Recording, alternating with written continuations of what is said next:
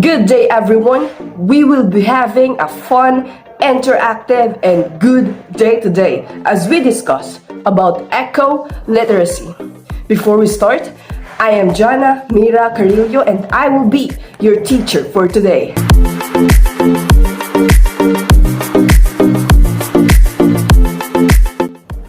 According to David W. Orr, in his book Ecological Literacy, Educating Our Children for a Sustainable World, the plain fact is that the planet does not need more successful people, but it does desperately need more peacemakers, healers, restorers, storytellers, and lovers of every kind. It needs people who live well in their places.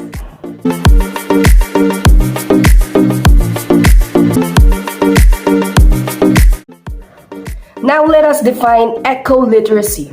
Initiated by David W. Orr in 1992, eco-literacy is defined as the ability to understand the organization and natural systems and the processes that maintain the healthy functioning of living systems and sustain life on Earth. But Graham in year 2018 further simplified it as the ability to understand the natural systems that makes life on Earth possible. Just simply put, eco-literacy is making use of our literacy like reading and writing to understand the deeper relationship we have with our environment.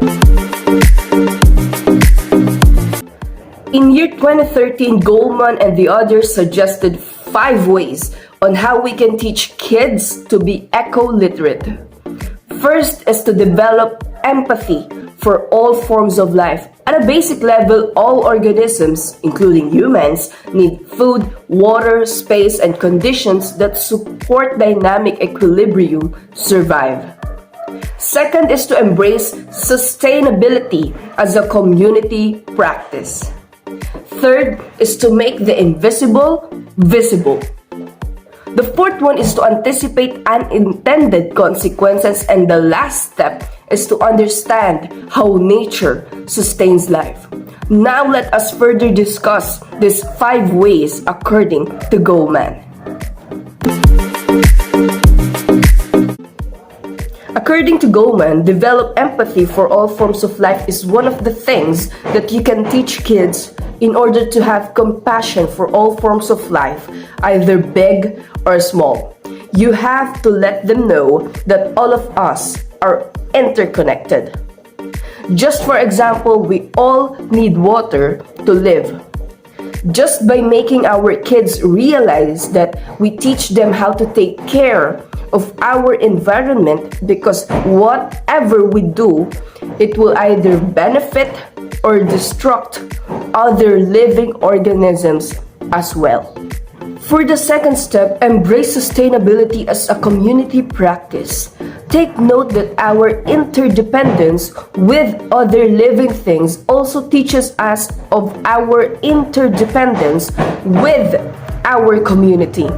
Now, the community, when working as one, will make our environmental goals more sustainable. Next is to make the invisible visible. Knowledge is power. When we work together to educate everyone, especially our children, to be more aware of what is happening with our environment, then more and more venues will be open that it is accessible to many. We can do this by making environmental education more meaningful to them, by organizing field trips to areas that were affected to a certain degree by some environmental problems. They can also maximize the use of technology that we have to communicate with the communities that experienced such environmental problems. The fourth step is to anticipate unintended consequence. An ounce of prevention is always better than a pound of cure. Teaching our students the cause, and the effect of certain human actions will help them to be more cautious and predict what might happen. And of course, this starts by properly educating them. For example, building a house below a hill where deforestation is largely done would not be a wise decision. Lastly, we need to understand how nature sustains life.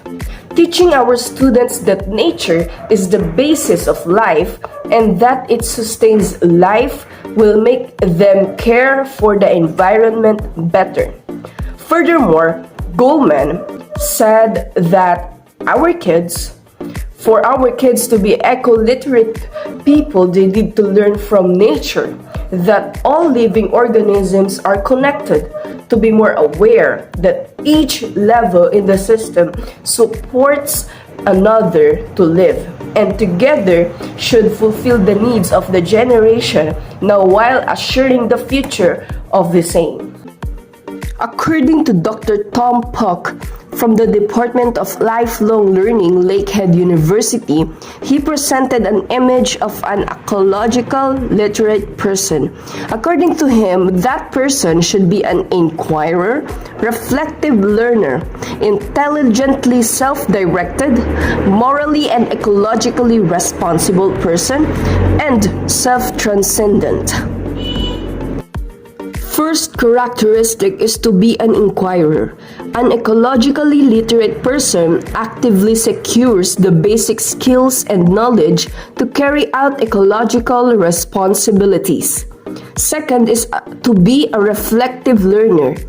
Now, he or she understands the values and limitations of the human knowledge, the power and limitations of the natural world, the role of intuition in real-life pursuits, and the role of self as it is manifested in one's narrative.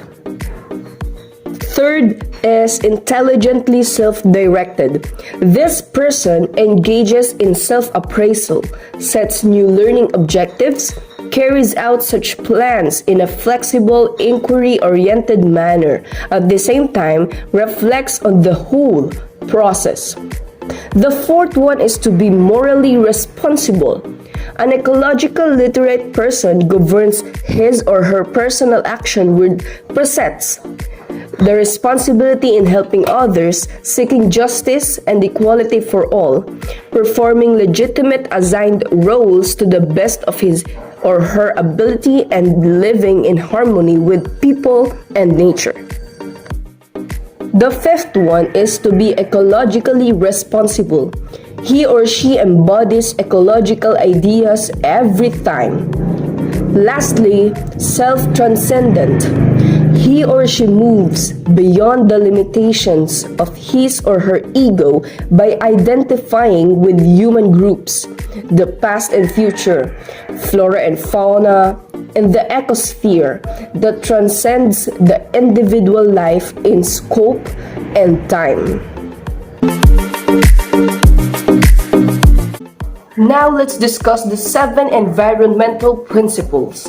According to Otter in year 2019, the 7 environmental principles were formulated by Barry Commoner.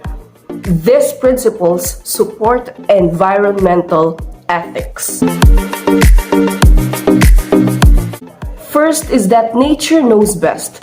Nature has its own of doing things. If we go against it, it may cause imbalance and destruction to the ecosystem. Second is all forms of life are important. Each of the living organisms plays an important role in the existence of another, so we must take care of them. Third is everything is connected to everything else. All components in the ecosystem interact with one another. This interaction ensures the sustainability of the system. Number 4, everything changes. The environment changes in its course.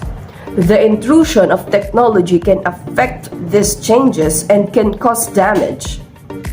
And number 5, everything must go somewhere. Even the death of animals has a purpose. The disappearance of things around us should be dealt with properly. Wastes have been creating us so much trouble, and they have to be managed well. Next is ours is a finite earth. Everything has its limits. Earth has limited resources too. We should not overuse and abuse them. And lastly, nature is beautiful and we are the stewards of nature. We are the guardians of this earth. We should take care of it the way we take care of our homes and ourselves. Whatever happens to it, either good or bad, we may be partially or largely liable of it. Making schools dark green schools. The state recognizes the important role of the schools in the promotion of environmental education.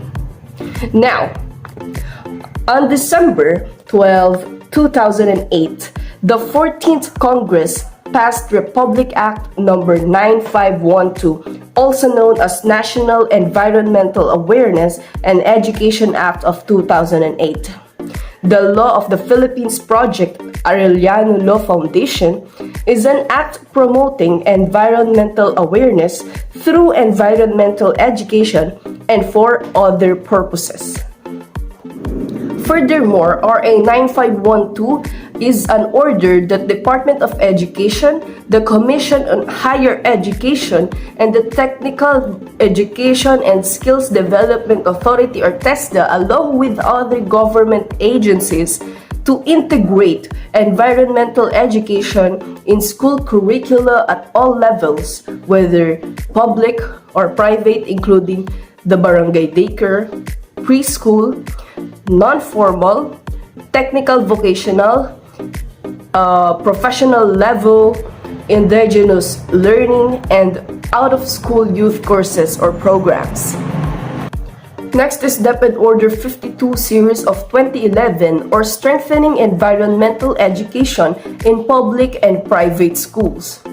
It urges all public and private schools to lead the role on environmental awareness by enhancing environmental education and pursuing effective school-based activities that seek to preserve and protect the environment.